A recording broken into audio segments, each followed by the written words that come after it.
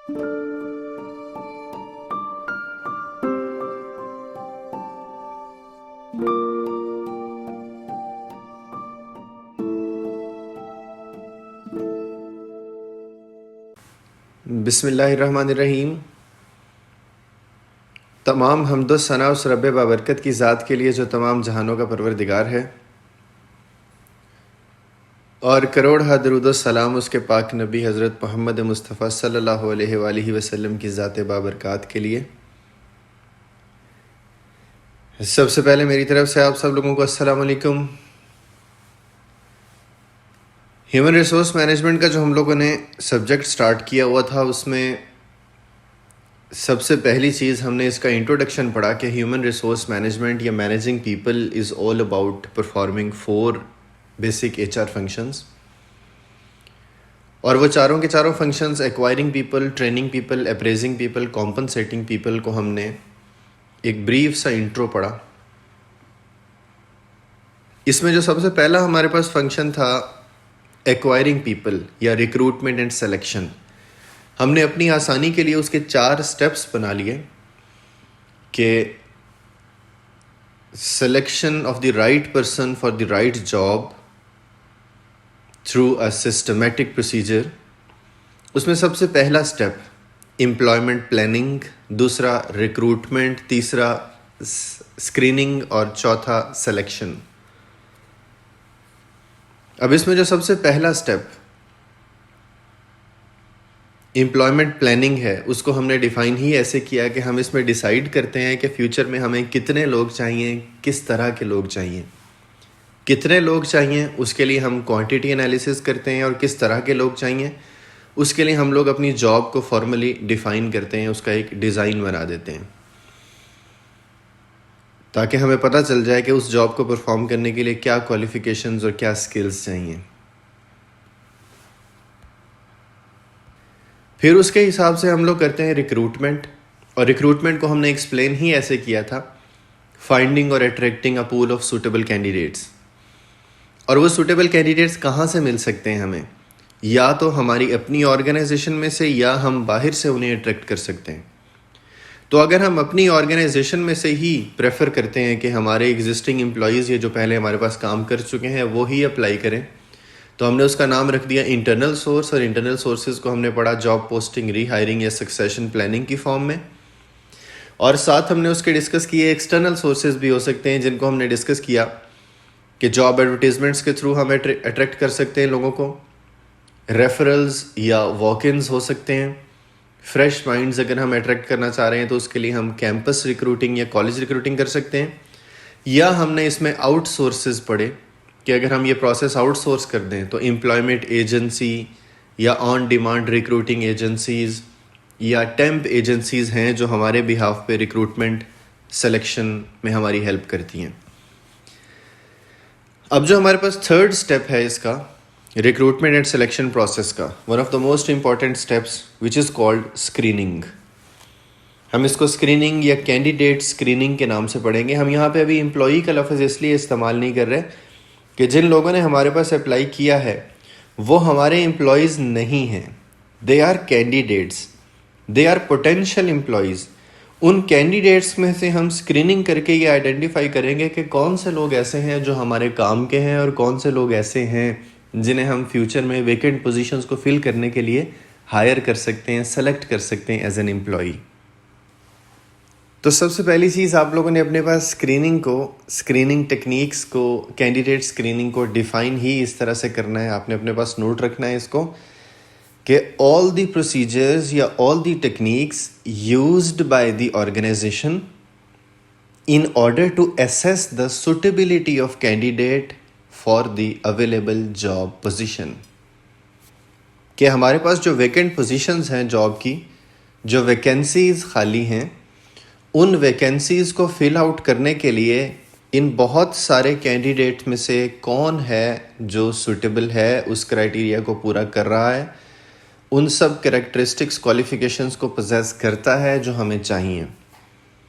यहाँ पे आके हम अपनी आसानी के लिए स्क्रीनिंग टेक्निक्स को 3 हिस्सों में तकसीम कर लेते हैं। और वो 3 स्क्रीनिंग टेक्निक्स आपके पास लिस्ट डाउन हुई हैं, हम इनको बारी बारी एक्सप्लेन करेंगे, डिफ़ाइन करेंगे कि ये होती क्या हैं। लेकिन उससे पहले आपने ये याद रखना है कि ऑर्गेनाइजेशंस की चॉइस है, ये इसका कोई टेक्स्ट बुक फॉर्मेट नहीं है, फ़र्ज़ नहीं किया गया कि यही टेक्निक से अप्लाई करनी है। हर ऑर्गेनाइजेशन अपनी कन्वीनियंस के लिहाज से टेक्निक्स अप्लाई करती है। तो जब हर ऑर्गेनाइजेशन अपनी कन्वीनियंस के लिहाज से टेक्निक्स अप्लाई करती है, तो आपको पता है किसी जगह जॉब के लिए जाओ तो पहले टेस्ट होता है, फिर इंटरव्यू होता है। किसी जगह जॉब के लिए जाओ तो वो सिर्फ इंटरव्यू कंडक्ट कर लेते हैं। किसी जगह पे जाओ तो वो किसी और तरह के टेस्ट लेते हैं, किसी जगह पे जाओ किसी और तरह के टेस्ट लेते हैं। तो ये हर ऑर्गेनाइजेशन की अपनी कन्वीनियंस, अपनी चॉइस है कि उनकी कॉन्टीजेंसीज, उनकी सिचुएशनल रिक्वायरमेंट्स क्या हैं। अब चूंकि इनमें सबसे मशहूर टेक्निक इंटरव्यूज़ हैं, तो हम लोग बाकायदा इंटरव्यू से स्टार्ट करेंगे। 3 टेक्निक्स हैं हमारे पास, सिलेक्शन इंटरव्यूज़ हैं, एम्प्लॉयमेंट टेस्ट्स हैं और इन्वेस्टिगेशंस हैं। ये 3 की 3 टेक्निक्स अप्लाई करने के बाद फिर ऑर्गेनाइजेशन फाइनल सिलेक्शन की तरफ जाती है। तो इसमें सबसे पहली सबसे मशहूर टेक्निक इंटरव्यू, हम इसको सिलेक्शन इंटरव्यू के नाम से ही पढ़ेंगे। तो सबसे पहले हमारे पास सिलेक्शन इंटरव्यू की डेफिनेशन याद दहानी के लिए मैं आपको बता दूं कि इंटरव्यू को हम पहले डिफ़ाइन कर चुके हैं कि it is direct interaction between 2 और more parties to discuss various issues under consideration. कि 2 लोग, 2 पार्टीज़ आपस में डायरेक्ट एक दूसरे से इंटरेक्ट करते हैं। फेस टू फेस भी हो सकता है, ऑनलाइन भी हो सकता है, टेलीफोन के थ्रू भी हो सकता है, किसी तरह भी। अब वो जो 2 पार्टीज़ हैं वो एक दूसरे के साथ डायरेक्ट इंटरेक्शन कर रही हैं, तो इशू अंडर कंसिडरेशन जो है वो डिफ़ाइन करेगा कि हम उसे इंटरव्यू कहेंगे या नहीं कहेंगे, और अगर कहेंगे तो कौन सा इंटरव्यू। तो ये जो इंटरव्यू की डेफिनेशन है हमारे पास कि डायरेक्ट इंटरेक्शन बिटवीन 2 और more parties to discuss issue under consideration, इसको हम मॉडिफाई करेंगे सिलेक्शन इंटरव्यू की डेफिनेशन बनाने के लिए। तो सिलेक्शन इंटरव्यू की डेफिनेशन के तौर पे हम इसको कहेंगे direct interaction between the employer and the candidate to assess suitability of candidate for job. हमने उन्हीं 3 पॉइंट्स को डेफिनेशन की फॉर्म में अपने पास लिखा है, और इन 3 पॉइंट्स को हम बुलेट्स की फॉर्म में अपने पास लिख सकते हैं कि पहली, डायरेक्ट इंटरेक्शन हो रही है। इसका मतलब एट द सेम टाइम एक सवाल कर रहा है, दूसरा जवाब दे रहा है, किसी भी टेक्निक के थ्रू, चाहे वो एक जगह मौजूद है या नहीं, फेस टू फेस है या नहीं। दूसरा, वो जो 2 पार्टीज़ है ना, 2 और मोर पार्टीज़, वो 2 पार्टीज़ कौन है? एक पार्टी है एम्प्लॉयर और दूसरी पार्टी है कैंडिडेट। और तीसरा, इश्यू अंडर कंसिडरेशन, इसमें क्या है कि the employer wants to analyse the suitability of candidate for job. अब इन कंडीशन में जो भी इनडायरेक्ट इंटरेक्शन हो रही है एम्प्लॉयर और कैंडिडेट के दरमियान, हम उसको कहेंगे सिलेक्शन इंटरव्यू या जॉब इंटरव्यू। इसके लिए मुख्तलिफ नाम हैं। सिलेक्शन इंटरव्यूज़, जॉब इंटरव्यूज़ कई तरह के हो सकते हैं, हमने उसकी टाइप्स पढ़नी है इन डिटेल। लेकिन उससे पहले कुछ इश्यूज़, कुछ बातें ऐसी हैं, कुछ एहतियाती तदाबीर ऐसी हैं जिनका मैनेजर्स ख्याल रखते हैं इंटरव्यू कंडक्ट करते हुए। हम इसको कह सकते हैं issues while conducting the interview. यहाँ पे इस पॉइंट ऑफ व्यू से नहीं कि आप किसी इंटरव्यू को प्रिपेयर कर रहे हो, किसी जगह इंटरव्यू देने के लिए जा रहे हो, तो किन बातों का ख्याल रखना है, बल्कि हम इसको इस पर्सपेक्टिव में डिस्कस करेंगे कि being an HR manager, being an HR personnel, अगर कहीं पे आपकी रिस्पॉन्सिबिलिटी बनती है, आपकी वो जॉब ड्यूटी लगा देते हैं ये कि आपने इंटरव्यूज़ कंडक्ट करने हैं, तो उस दौरान में किन बातों का ख्याल रखना है। अब उस दौरान में किन बातों का ख्याल रखना है, उनको हम कहेंगे issues while conducting the interview. हम इसको कह सकते हैं various factors that should be considered by the HR managers to make interviews more effective. अब वो इश्यूज़, वो फैक्टर्स, वो बातें हैं कौन कौन सी, आपके सामने लिस्ट डाउन हुई हैं। मैं इनको बारी बारी एक्सप्लेन भी करता हूँ, डिफ़ाइन भी करता हूँ, ताकि हम सबको इनकी समझ आ जाए। सबसे पहली चीज़ हमारे पास लिस्ट लिखा हुआ है फर्स्ट इम्प्रेशन बायस। हम लोग आम तौर पे एक फ्रेज़ इस्तेमाल करते हैं कि first impression is the last impression. ये फ्रेज़ इंटरव्यू के दौरान में सबसे बड़ी गलती कंसीडर होता है कि इंटरव्यू देने के लिए एक बंदा एंटर हुआ, उसके एंटर होने से लेके उसके बैठने तक आपने उसके बारे में एक इम्प्रेशन बना लिया कि यार ये बंदा काम का नहीं लग रहा। अभी ना आपने उससे सवाल पूछे, ना आपने उसका जॉब रिलेटेड नॉलेज टेस्ट किया, ना आपने असेस किया उसकी पर्सनैलिटी के बारे में कि वो उस जॉब के लिए सूटेबल है या नहीं। बल्कि आपने फर्स्ट इम्प्रेशन की बेस पे उसको देखते ही उसके बारे में एक जजमेंट बना ली कि इस तरह का बंदा हो सकता है। ये जो हमने देखते ही जजमेंट बना ली है, this is called first impression. अब फर्स्ट इम्प्रेशन बना लिया, लेकिन गलत भी तो हो सकता है ना। तो जब भी फर्स्ट इम्प्रेशन की बेस पे हमने जजमेंट बनाई है और हम गलत बना गए हैं, this is called first impression bias, this is called first impression error. तो कोशिश करनी है कि being an interviewer, being an HR manager, हम सिर्फ फर्स्ट इम्प्रेशन की बेस पे किसी के बारे में डिसीजन ना लें सिलेक्शन या रिजेक्शन का, बल्कि उसकी ओवरऑल पर्सनैलिटी और जॉब रिलेटेड नॉलेज टेस्ट करें। तो हम इसको एक्सप्लेन कर सकते हैं फर्स्ट इम्प्रेशन बायस को कि the managers should be careful to avoid the first impressions to जज a candidate appeared for a job. दूसरी एरर जो कॉमनली ऑब्जर्व्ड है, जिसको हमें अवॉइड करना चाहिए, जो इशू क्रिएट कर सकती है, वो है स्नैप जजमेंट। हम सबको पता है कि स्नैप का मतलब है तस्वीर। अब तस्वीर की एक क्वालिटी है कि तस्वीर से पहले आप क्या थे किसी को नहीं पता, तस्वीर के बाद आप क्या हुए किसी को नहीं पता। तस्वीर ने सिर्फ आपकी ज़िंदगी का एक लम्हा कैद किया है। और फर्स्ट करो, एक बंदा बड़ा सीरियस रहता है, बड़ा सोबर रहता है, हर टाइम हर चीज़ को बड़ा मैच्योर होकर डील करता है। किसी वक्त किसी बात पे वो बेवकूफ़ों की तरह हंस रहा था, हंसते हुए किसी ने उसकी पिक्चर ले ली। अब हंसते हुए किसी ने पिक्चर ली है, जो वो तस्वीर देख रहा है ना, वो तस्वीर देखते ही कहेगा यार ये कैसा बंदा है, अजीब सा हंस रहा है। हालांकि नोबडी नोज़ कि वो आम जिंदगी में सीरियस है। वो तस्वीर बनने से पहले भी सीरियस था, वो तस्वीर बनने के बाद भी सीरियस ही रहा। यहाँ पे स्नैप जजमेंट से मुराद ये है कि बजाय इसके कि आप ओवरऑल उसके इंटरव्यू की परफॉर्मेंस पे फोकस करो, आप किसी एक सवाल का गलत जवाब देने पे उसको जज कर लो। अब आपने ना इंटरव्यू के प्रीवियस रिकॉर्ड देखा, ना आफ्टरवर्ड्स रिकॉर्ड देखा, बल्कि आपने किसी एक बात को पकड़ के उसकी सिलेक्शन या रिजेक्शन कर ली। अब जब हम किसी एक बात पे सिलेक्शन या रिजेक्शन कर लेंगे, तो this particular error is called snap judgement. तो करना ये चाहिए कि being an HR manager, being an interviewer, आपको ओवरऑल परफॉर्मेंस को मेजर करना है, ना कि किसी एक एस्पेक्ट ऑफ पर्सनैलिटी को या किसी एक क्वेश्चन को या किसी एक पर्सपेक्टिव को। तीसरी इंपॉर्टेंट चीज़ जो इशू है जिसको अवॉइड करना चाहिए, वो है मिसअंडरस्टैंडिंग द जॉब। अब ये मिसअंडरस्टैंडिंग द जॉब कैंडिडेट के पर्सपेक्टिव में नहीं है, ये इंटरव्यूअर के पर्सपेक्टिव में है। फ़र्ज़ करो हमने इंटरव्यू का पैनल बना दिया है और उस पैनल में हमने जो 2 मैनेजर रखे हैं ना, वो 2 मैनेजर उस एरिया के ही नहीं है जिसके बारे में इंटरव्यू हो रहा है। आमतौर पे रिवाज क्या है कि इंटरव्यू पैनल में सीनियर मैनेजर्स को रख देते हैं। अब फ़र्ज़ करो कि इंटरव्यूज़ हो रहे हैं मार्केटिंग की जॉब के लिए, लेकिन दोनों सीनियर मैनेजर्स हैं फाइनेंस के एक्सपर्ट्स। अब वो जो दोनों सीनियर मैनेजर हैं, है तो लॉजिकल कि हमने उनको रखा है, क्यों? क्योंकि सीनियर मैनेजर हैं। लेकिन यहाँ पे हमसे गलती ये होगी कि वो दोनों सीनियर मैनेजर उस जॉब एरिया के लिए इंटरव्यू कर रहे हैं जिसको वो समझते ही नहीं है, जो उनकी स्पेशलाइजेशन ही नहीं है, जो उनका कोर ही नहीं है।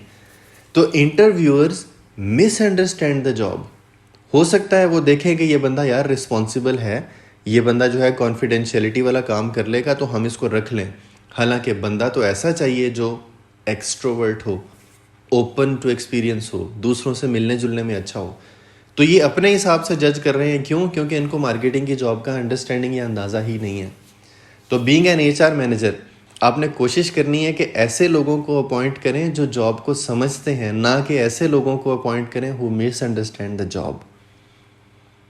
चौथी चीज़ जिसका हमने इसमें ख्याल रखना है, वो है हमारे पास कैंडिडेट ऑर्डर एरर। यहाँ कैंडिडेट ऑर्डर का मतलब है वो तरतीब जिस तरतीब से कैंडिडेट्स हमारे सामने आ रहे हैं। मैं आपको एक छोटी सी मिसाल देता हूँ। एक बंदा हमारे सामने आया, सवालों के जवाब ठीक नहीं दे पाया। दूसरा आया, किसी वजह से वो भी सवालों के जवाब ठीक नहीं दे पाया। तीसरा आता है ना, वो 1-2 सवालों के जवाब भी ठीक देता है, तो हम उसे ओवर रेट कर देते हैं, हम उसे बहुत अच्छा रेट कर देते हैं। क्यों अच्छा रेट कर देते हैं? क्योंकि तरतीब में वो उन बंदों के बाद आया जिनको बिल्कुल कुछ नहीं आता था तो एवरेज, लेकिन हमने उसे रेट अच्छा कर दिया। या इसका अपोजिट भी हो सकता है कि एक बंदे को बहुत अच्छे सवालों के जवाब आए, दूसरा बंदा आया उसको भी बहुत अच्छे सवालों के जवाब आए, तीसरे बंदे ने 1-2 गलतियां की, लेकिन हमने उसे अंडर रेट कर दिया, नंबर बहुत कम दे दिया, बिलो एवरेज दे दिया। क्यों? क्योंकि पहले 2 अच्छे गुजर गए थे। तो जिस तरतीब से हमारे सामने आ रहे हैं ना, उस तरतीब की वजह से ह्यूमन बिहेवियर है कि बायसनेस आ ही जाती है। तो करना क्या है, हमने उस तरतीब की वजह से अपने बिहेवियर में बायसनेस नहीं आने देनी, बल्कि कोशिश करना है कि उस बंदे को as an individual, as an independent person evaluate करें, ना कि उसको हम तरतीब की वजह से अपने बिहेवियर में बायसनेस आने दें। इसी से मिलता जुलता पांचवा पॉइंट जिसको हम कहते हैं कॉन्ट्रास्ट एरर। कॉन्ट्रास्ट का मतलब कंपैरिजन विद ईच अदर। ये जो मैंने आपको मिसाल दी है, इसका एक और पर्सपेक्टिव ये हो सकता है कि पहले दो बहुत अच्छे थे तो तीसरे को हमने अंडर रेट कर दिया, एक्चुअल रेट नहीं किया। तीसरे को अंडर रेट क्यों किया? In comparison with the previous ones. करना तो ये चाहिए था ना कि इंडिपेंडेंटली उनको इवेल्युएट करते, हर एक को एक अलग बंदा समझ के, अलग एंटिटी समझ के इवेल्युएट करते। लेकिन हमने देखा कि जो बाद में आ रहा है वो पहले की निस्बत बुरा है तो उसे बहुत बुरा रेट कर दिया, या जो बाद में आ रहा है वो पहले की निस्बत अच्छा है लेकिन उसे बहुत अच्छा रेट कर दिया।